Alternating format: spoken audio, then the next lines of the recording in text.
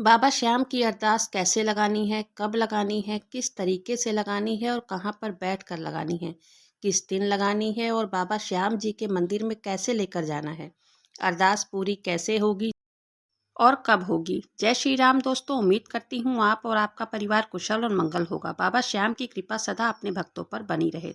सभी अपने घर में एक छोटा सा मंदिर तो रखते ही हैं, जहाँ पर आप अपने इष्ट देव बाबा श्याम या अन्य देवी देवताओं की पूजा करते हैं, जिसको भी आप मानते हो।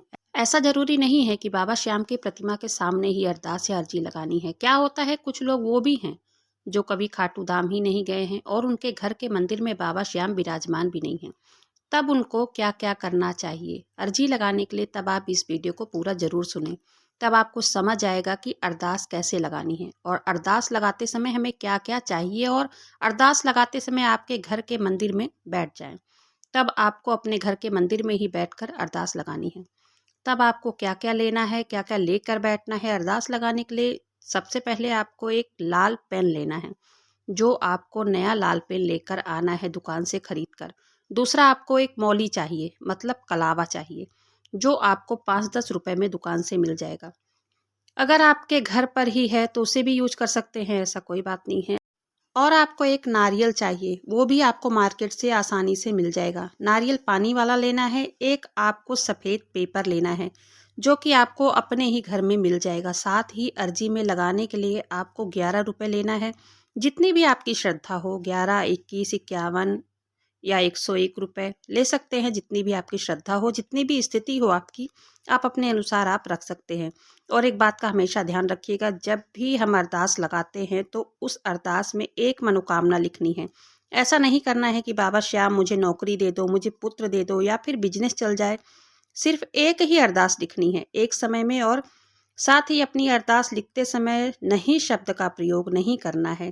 एक उदाहरण के रूप में मैं आपको बताती हूँ कि बाबा श्याम मुझे पुत्र नहीं है, ऐसा नहीं लिखना है। तब आपको लिखना है बाबा श्याम मुझे पुत्र चाहिए।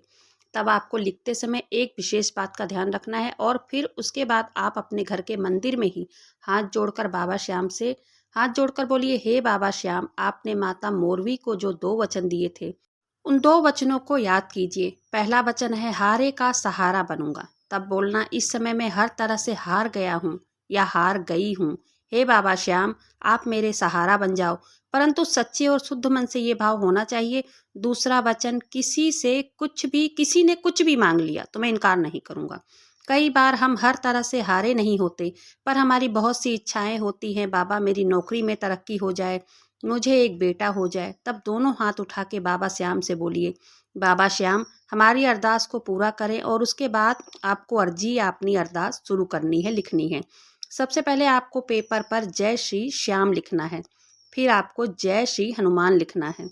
फिर आपको अपनी अरदास लिखनी है। पूरी अरदास लिखने के बाद आपको अपना नाम, कुल, गोत्र, पिता का नाम या माता का नाम, या तो अपने घर का पता या तो अपने गांव का पता लिखना चाहते हो तो लिख सकते हैं, लेकिन आप लिखते समय बोल भी सकते हैं, लिखने की ज़रूरत भी नहीं है। यदि आपकी मर्जी हो तो लिख सकते हैं।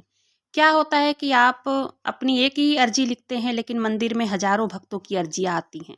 सबकी अरदास पढ़ने का समय नहीं होता है पुजारी जी के पास। जितनी छोटी अरदास होती है उतनी ही जल्दी पूरी होगी, और एक समय में एक ही अरदास लगानी है, और घर का दूसरा सदस्य दूसरी अरदास लगा सकता है।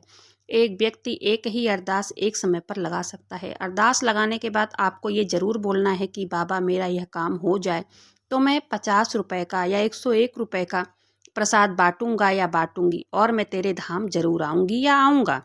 तब यह बोल कर पेपर को फोल्ड करके उसमें जो भी आपने पैसा रखा है, 11 रुपये या जो भी आपने रखा है, पेपर को नारियल के साथ कलावा से बांध दें। 5 से 7 बार लपेट दें, और साथ ही लाल या पीला कपड़े में भी लपेट सकते हैं। या तो नहीं लपेटना है तो मत लपेटिए, आपकी मर्जी है, क्योंकि कपड़ा लपेटने से अर्जी के पैसे जो है वो गिरेंगे नहीं। अर्जी को अपने घर के मंदिर में ही रख दें।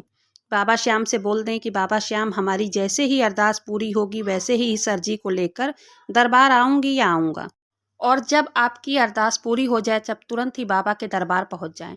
अगर अरदास पूरी नहीं भी हुई है तब भी बाबा का अगर बुलावा आ गया है, तब भी उस अर्जी को अपने साथ ही ले जाएं। तब आपको पूरे रास्ते अर्जी ले जाते समय शुद्धता का विशेष ध्यान रखना है। जब आप अरदास अपने साथ ले जाएं तब अरदास को यूं ही ऐसे ही किसी स्थान पर ना रखें। अगर आपके साथ कोई है तब आप उसको देकर कहीं जाएं। जब आप खाटू धाम पहुँचे तब सबसे पहले श्याम कुंड जाएं और वहाँ पर अपनी अरदास रख सकते हैं। बाबा श्याम से अपनी अरदास लगा सकते हैं, क्योंकि बाबा श्याम कुंड में भी बाबा श्याम की प्रतिमा रखी हुई है। अगर आप श्याम कुंड में नहीं रखना चाहते हैं तो आप खाटू धाम के मंदिर में ही फल, इत्र, प्रसाद चढ़ाने के लिए बॉक्स की पेटी रखी हुई है, इसमें भी आप रख सकते हैं। वहाँ से उठाकर मंदिर के कमेटी के सदस्य होते हैं या पुजारी उन्हें बाबा श्याम के चरणों में रख देते हैं और बाबा श्याम को सुनाते भी हैं। अगर आप अपनी अर्जी बाबा के चरणों में फेंक देते हैं तो इस तरह से आपकी अर्जी स्वीकार नहीं होगी। तो आप आराम से पेटी में ही डालें। बाबा श्याम की अरदास आप एकादशी, द्वादशी के अलावा आप किसी भी दिन लगा सकते हैं। अरदास कब तक पूरी हो जाती है? देखो, किसी का तो मुझे पता नहीं है, लेकिन मेरी 24 घंटे में पूरी हुई है। आप अरदास दिल से लगाइए, विश्वास से लगाइए, चाहे वो 24 घंटे में हो या 1 महीने में हो या 6 महीने में हो या वो 9 महीने में हो, लेकिन पूरी ज़रूर होगी। आज तक भक्तों को कभी भी खाली हाथ नहीं लौटाया है बाबा श्याम ने अपने दरबार से। भगवान हमेशा मार्गदर्शन करते हैं, लेकिन कर्म हमें खुद ही करना पड़ता है दोस्तों। तो चलिए आज की वीडियो यहीं पे ख़त्म करते हैं। वीडियो पसंद आए तो वीडियो को लाइक कीजिएगा, चैनल को सब्सक्राइब जरूर से कीजिएगा। मिलते हैं ऐसे ही किसी वीडियो में, तब तक के लिए जय श्री श्याम।